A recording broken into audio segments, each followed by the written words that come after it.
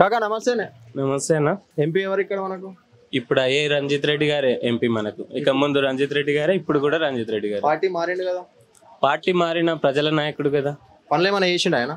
చాలా పనులు చేసిండు, ప్రజలకు అందుబాటులో ఉన్నాడు తను. ఇంతకంటే ముందు కరోనా టైంలో తను చేసిన చాలా కార్యక్రమాలు ఉన్నాయి. ఏం చేసిండు ఒకటి చెప్పు.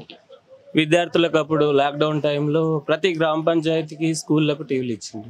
ఆయన ఇచ్చిన సొంత డబ్బులు. అవును, సొంత డబ్బులతో ఇచ్చారు. సరే, ఈసారి ఓటు ఎడిపోతుంది నీది? పక్కా కాంగ్రెస్ కోట్ గెలుస్తాడా మరి?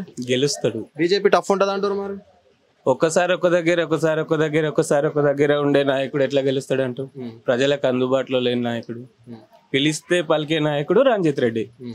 ఎప్పుడెక్కడ ఉండడో తెలియని నాయకుడు కొండా విశ్వేశ్వర. సరే, ఇంతకుముందు గెలిపించారు, మీకు అందుబాటులో ఉన్నాడా? ఆపత్కి సంపత్కి ఏమన్నా ఆదుకున్నాడా?